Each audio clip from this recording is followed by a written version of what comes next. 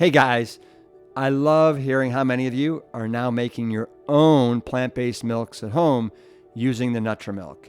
As you know, we fell in love with this blender while making our first batch of oat milk. And again, it just takes 2 minutes and there's no need to strain. What more could you ask for when it comes to making your own plant-based milks? We are now so confident that we are experimenting with other plant-based milks because it's so easy. Last week, we made a combination of almond and flax milk that turned out amazing. And we've also been saving vegetable scraps to make our own vegetable broth as well. I can't recommend this appliance enough.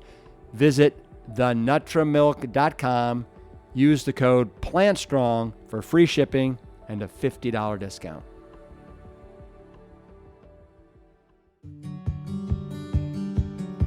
Hello, Plant Strong people. I have a treat for you today. I am really excited. I'm still in Black Mountain, North Carolina, wrapping up our 9th annual Camp Plant Stock event. So this will be a departure from our regularly scheduled programming. Last year, I was blown away by this talk at our 2018 Plant Stock by Dr. Robynne Chutkan. She is a integrative gastroenterologist. Say that 5 times quick. She's also the best-selling author of the Microbiome Solution and the founder of Gutbliss.com. She was educated at Yale University and Columbia. She's been on the faculty at Georgetown University since 1997 and is the founder of the Digestive Center for Wellness. She is absolutely brilliant. She is plant strong. She is passionate about helping her patients not just live longer lives, but dirtier ones. Her motto is, live dirty, eat clean. That is something that I can definitely get behind. Here she is with her no-holds-barred lecture entitled Guts, Germs, and Stools. Let's cut to the stage and learn how our microbiome is the next frontier in health and vitality. Let's roll, Robynne.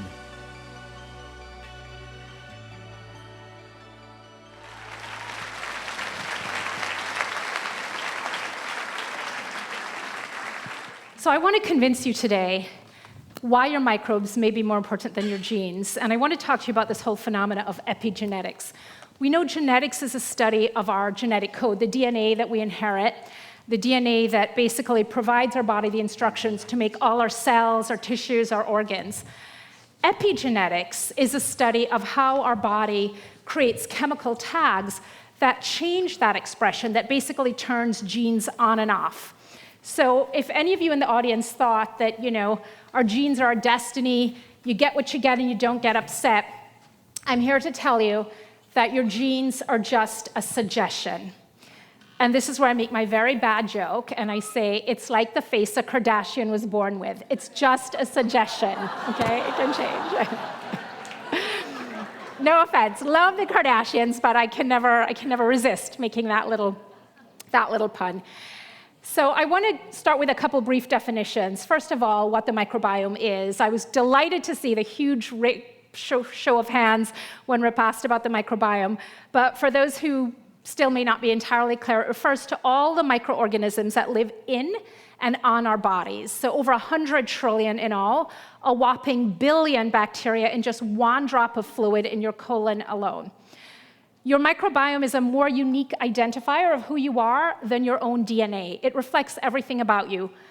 Where you were born, and more importantly, how you were born, and we'll talk about that in a moment, where you've lived, what you've eaten, whether you've had a pet, medications you've taken, stress, whether your sister sneezed on you, everything is reflected in the microbiome. Our microbial cells outnumber human cells about 10 to 1. We have about 23,000 human genes and 3.3 million microbial genes and counting, leading some of us to wonder whether we're more microbe than human. So what do our microbes do besides make smelly gas, which in itself is a very important function? They digest our food, they synthesize vitamins, One of the things that happens in the hospital when people come in with pneumonia or sepsis is they get broad-spectrum antibiotics. And one of the things that happens shortly after they get those antibiotics is that their blood stops clotting. And we're usually alerted by this by the phlebotomist who's drawing blood every day, and they'll say, this patient's blood isn't clotting. And so we start giving them vitamin K. And that happens because the antibiotics kill off so much of the microbiome that we don't have enough bacteria to help synthesize vitamin K. So that's an example of one of the vitamins that our bacteria synthesize that we can't make on our own.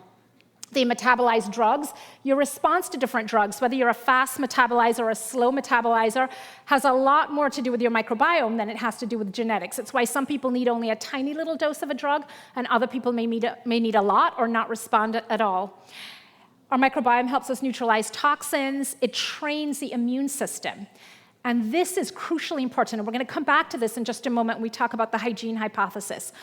Training the immune system, kids who are not exposed to enough germs early on have a much higher risk for developing autoimmune disease down the road because the bacteria need that exposure to be able to tell the immune system, okay, this is really serious. This is Ebola. Let's make a big fuss. Okay, this isn't so serious. This we can completely ignore.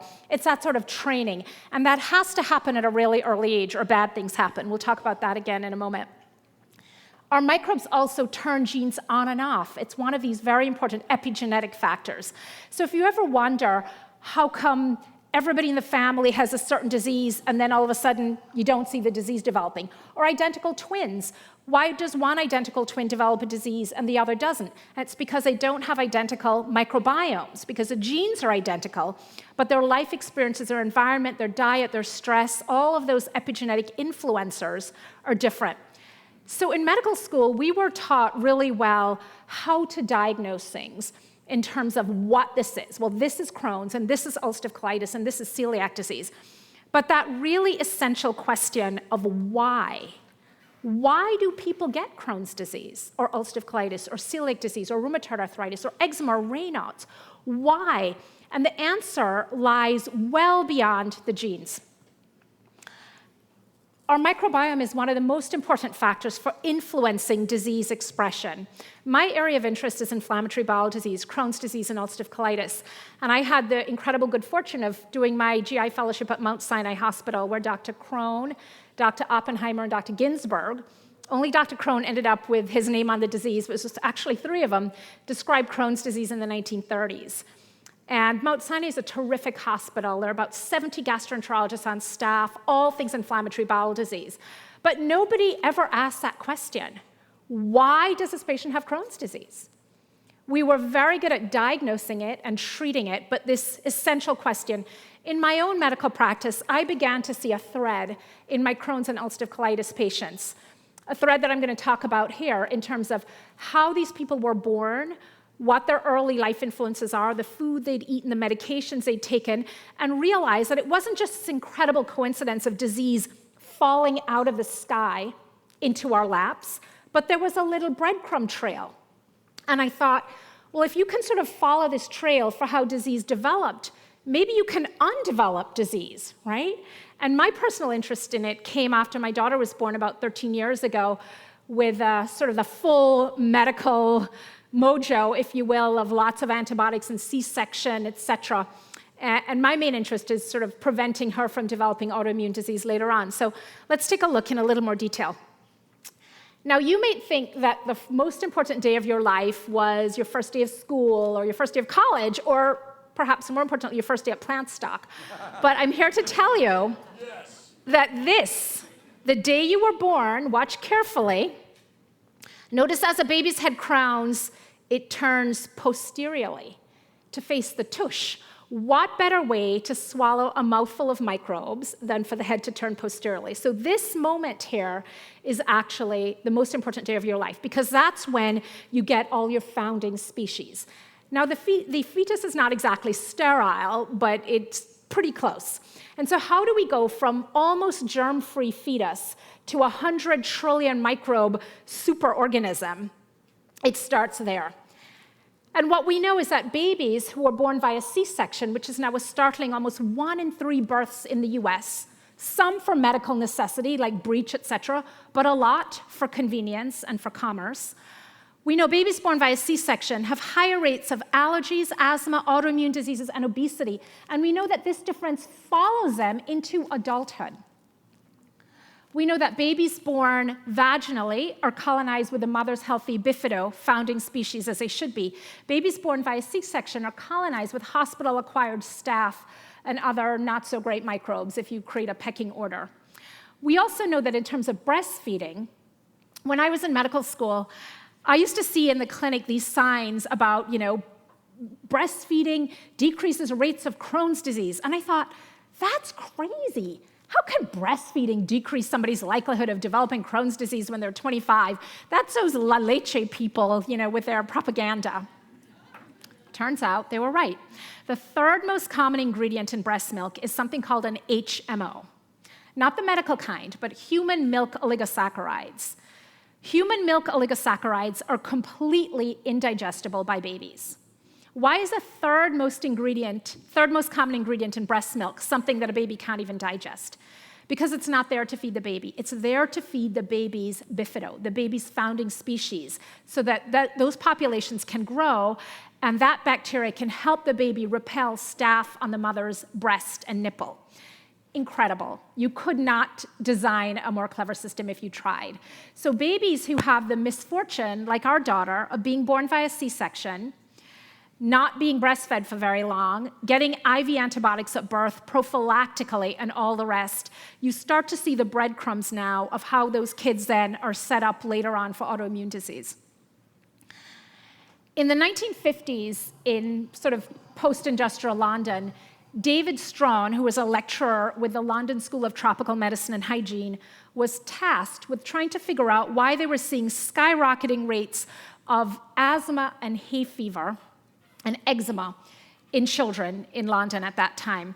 If you look at this graph here from the 1950s, you see this very steep rise with Crohn's disease, type 1 diabetes, MS, asthma.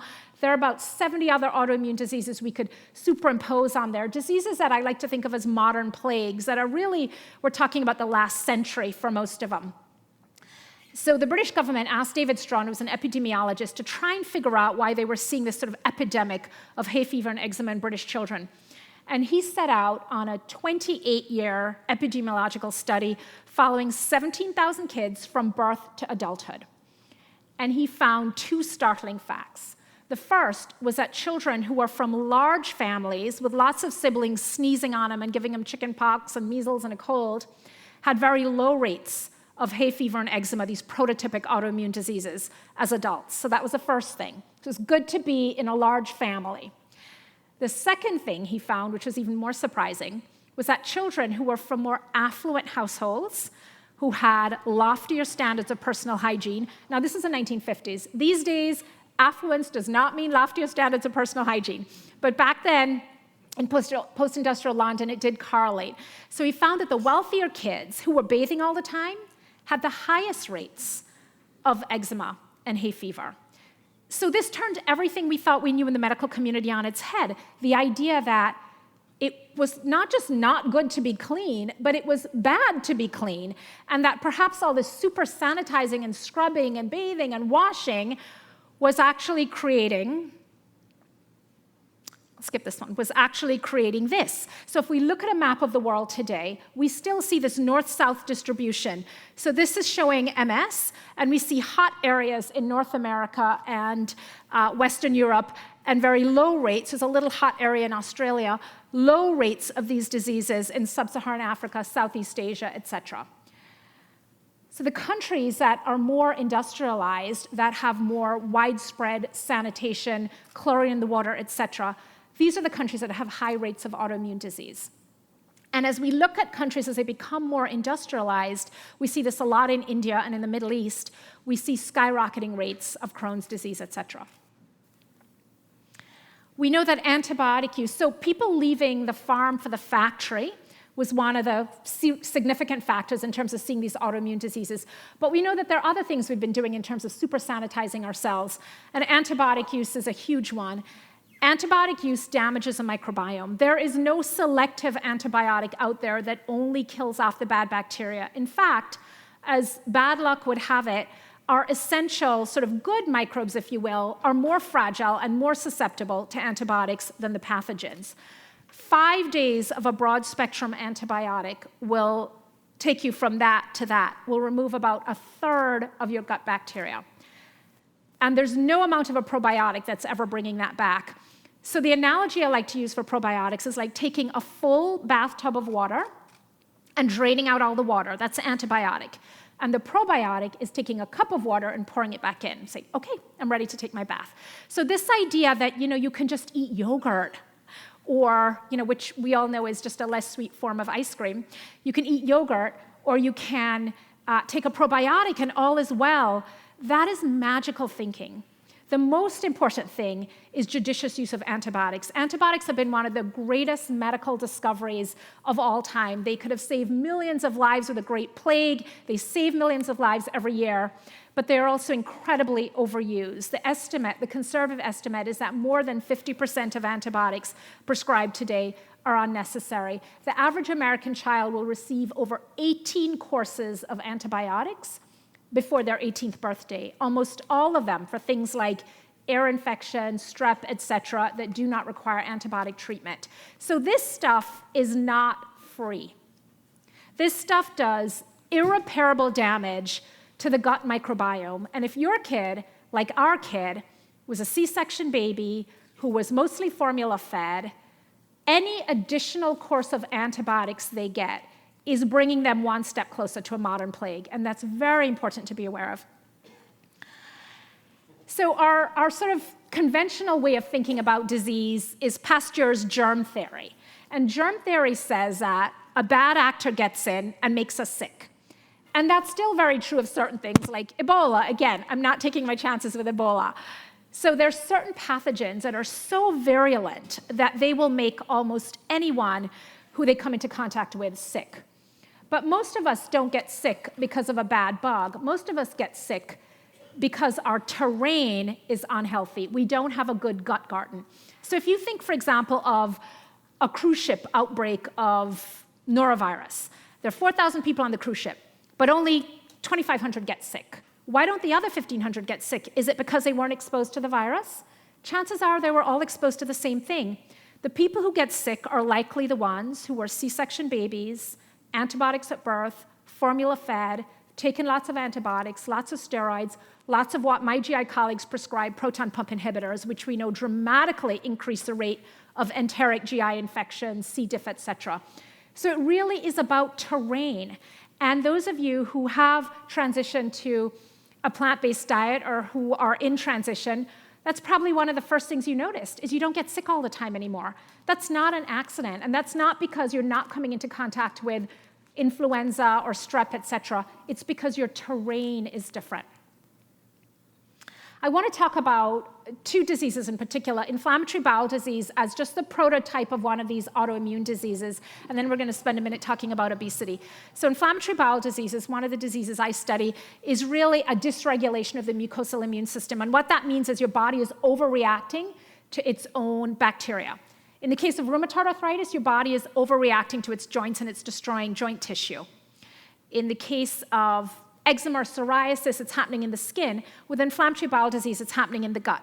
So it's an inappropriate response to microbes that are, for the most part, benign. But your immune system, it's, again, this exaggerated immune response.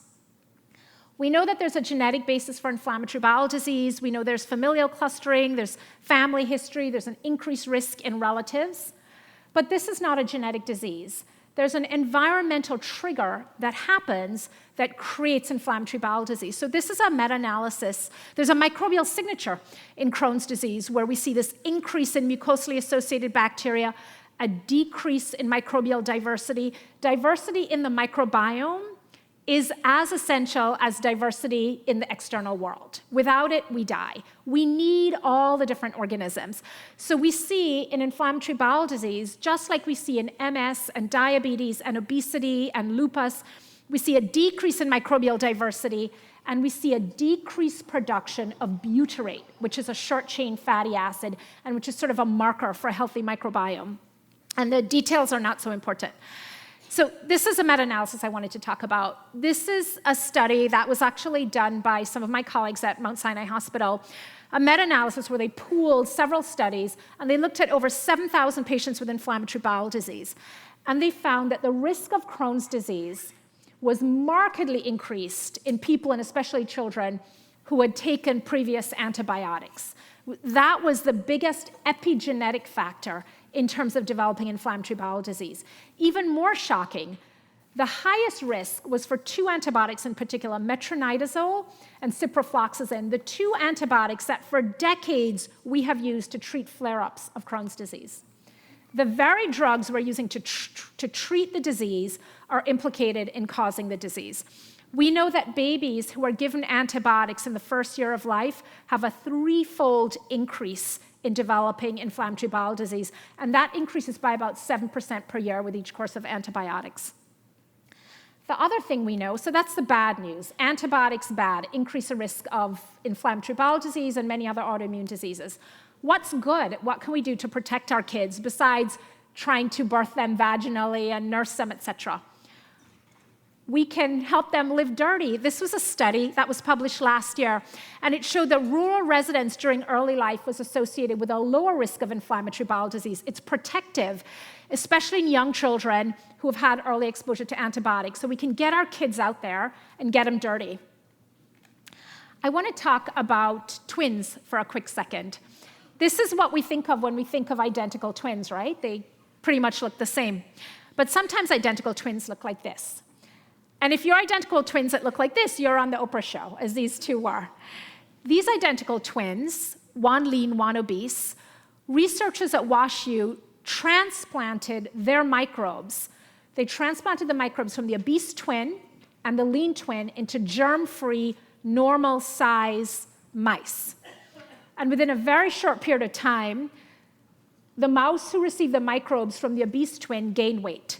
The mouse who received the microbes from the slim twin did not gain weight without any change in diet or exercise.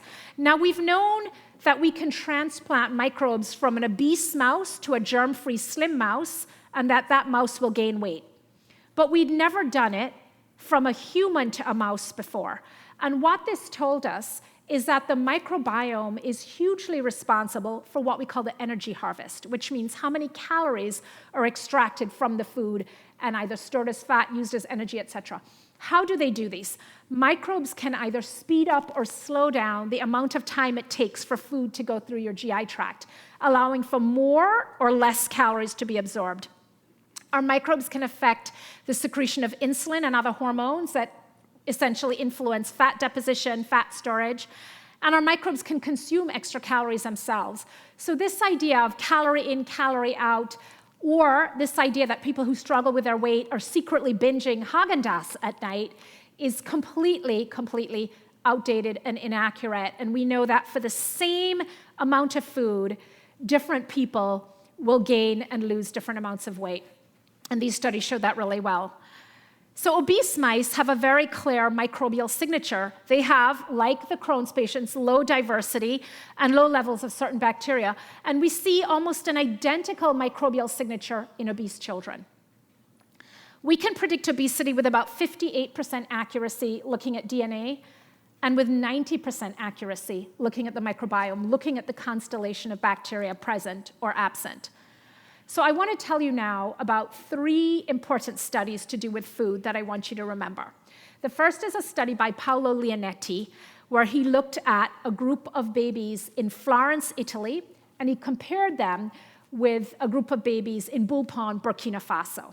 And what he found was that at birth, for babies who were born vaginally and breastfed in early infancy, the microbiome was virtually identical between the Italian babies and the babies from Burkina Faso. But as soon as the children graduated to a table diet, everything changed. The kids in Florence, Italy, had microbes that are associated with diarrheal disease, with obesity, with autoimmune disease. They had very low levels of those essential short-chain fatty acids that are associated with a healthy microbiome. The kids in Florence were eating a standard American diet. It was pizza and pasta and gelato and also buco. So it was basically high-fat, high-sugar diet, very low in plant fiber. The kids in Burkina Faso were eating locally grown yams and greens, and I believe in his article he said, enlivened by the occasional termite or free-range chicken, very rarely. It was a plant-based, high-fiber diet. Those children had the microbes that were associated with leanness and anti-inflammatory microbes. They had double the levels of short-chain fatty acids. Now, what's really important here is that neither group of kids were sick. We're talking about 2-year-olds, both healthy. But the Florentine children eating the Western diet, we were already seeing the beginnings of disease in their microbiome. So when other speakers have talked today, Michael Greger talked about how coronary artery disease starts in childhood. Same thing. It gets laid down really, really early. So you might say, well, this is very interesting, but Burkina Faso and Florence, Italy are very different environmentally. And so maybe what we were seeing were the environmental differences that were now coming to light. So this was a study from Harvard from a couple years ago where they took 9 volunteers and they put them on essentially an Atkins type, pork rinds, prosciutto, cheese diet for 5 days. And then they took the same 9 volunteers, they rested them for 2 weeks, and they put them on a high-fiber, low-fat, plant-based diet, jasmine rice, lentils, fruit, etc., no animal products. Within 30 hours of the food hitting the gut, everything changed. Not just the bacteria, dramatic decreases in the biophilia, the bile-loving bacteria that are important for breaking down meat products, but are also associated with inflammation and diarrheal disease. So those dropped to very low levels. But even more astounding, genes started turning on and off within 30 hours of the diet changing. So I'll take Rip's week and I'll distill it down to 30 hours in terms of what it takes to start changing the microbiome. So this is the second study. The third study was a very cool study, a collaborative study between Imperial College London and University of Pittsburgh. They took 20 African Americans and 20 Africans from rural South Africa, 20 black Africans from rural South Africa. And they swapped the diet under very closely controlled circumstances for 2 weeks. The American group on the African diet, as you can imagine, did well. They had less inflammation in the colon, and they had reduced biomarkers of cancer risk. Now, 2 weeks is too short to see whether there were real differences in colon cancer, but the biomarkers like N-sialyl-TN antigen and a lot of these biomarkers we know about decreased dramatically. The poor South Africans, they did not fare so well on the American diet. They had a dramatic increase in cancer risk after just 2 weeks. So if you've ever wondered whether something like colon cancer, whether there's a dietary basis to this, wonder no more. So what were these rural South Africans eating that was so protective in terms of their colon cancer risk? They were eating MACs, microbiota accessible carbohydrates. A lot of the same things we've been eating here today, quinoa and brown rice and beans and beans and beans and more beans. And this was what was protecting them. These high fiber, low fat, high degree of indigestible fiber. What sort of bacteria does that diet produce? Things like Faecalibacterium prausnitzii. F. prausnitzii, as it's affectionately known, is one of the most prevalent bacteria in the gut of vegans. It has a protective role in metabolic diseases like cardiovascular disease, stroke, etc. There's a strong correlation with, again, these healthy short-chain fatty acids, and it is associated with a significantly reduced risk for cardiovascular disease, colon cancer, diabetes, and obesity. But you can't just go and borrow some of your vegan friends' F. prausnitzii if you happen to be a devoted carnivore and worried about colon cancer, etc., because the F. prausnitzii need to be fed. So this is a whole issue with probiotics. You go borrow some healthy probiotics from, the pharmacy, and you ingest them, and within about 20 minutes, they're dead. And the ones that do survive, you end up pooing out later on or the next day. So it's all about growing your own good gut garden. All of us have enough of our founding species to really create something magical in our microbiome, but you have to feed the bugs. You can't hack it with a probiotic. In the last century, we've seen this dramatic decrease in communicable diseases like measles, hepatitis, tuberculosis. And the reality is that the widespread sanitation that I've been knocking is in large part responsible for this decrease in communicable diseases, right? So I'm very glad that I don't have to worry about getting cholera from the drinking water, et cetera. But at the same time, the pendulum has swung the other way. So now I don't have to worry about cholera from the water, but I have to worry about non-communicable diseases like Crohn's and ulcerative colitis, RA, eczema, cirrhosis, et cetera, asthma, diabetes. So we've seen this shift from the communicable diseases that were killing people to the non-communicable modern plagues. And many of these changes are tied to changes in the microbiome. If we look at this triad of our innate immune system and the health of that, and when we talk about that, we're really talking about the health of our microbiome. We look at environmental factors like diet, and when you put it all together, you sort of mix it all up in a bag, the microbiome, the immune system, the diet. There is not one organ system that is not affected. Inflammatory bowel disease, fatty liver, heart disease, obesity, cancer, particularly colon cancer, pulmonary disease and atopy. I have a whole talk on allergy and asthma and the contribution of the microbiome. Rheumatoid arthritis, ankylosing spondylitis, diabetes, and what I don't have up here is the brain. Parkinson's, Alzheimer's, depression, anxiety, schizophrenia. We're finding a huge microbial contribution to these diseases.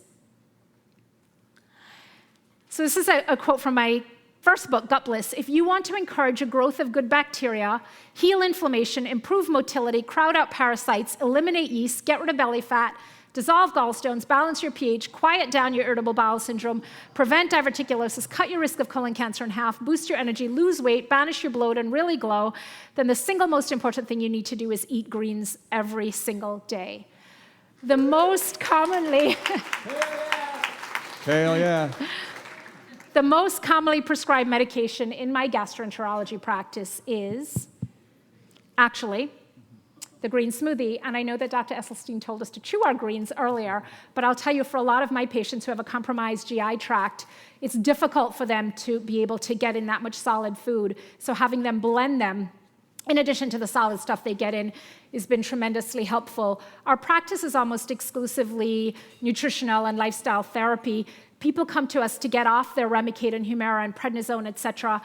And 20 years ago, when I was finishing my GI fellowship 21 years ago, if you had told me that you could heal Crohn's and ulcerative colitis with diet, I would have said you were crazy. And now it's my distinct pleasure to do it every day in the practice.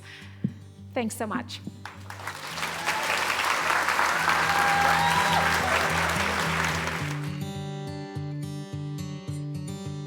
I want to thank my co-creator of the podcast, Scott Battisil of 10% Media, Lori Kordowich, producer extraordinaire and director of Engine 2 events, Amy Mackey, Engine 2's curator of creative content, Wade Clark with Bumble Media, our audio engineer, and Carrie Barrett for technical production. I have to thank my parents, Ann and Essie, who have been such guiding lights and inspirations over the years, as well as the great pioneers of this movement who have been pushing this boulder up the mountain.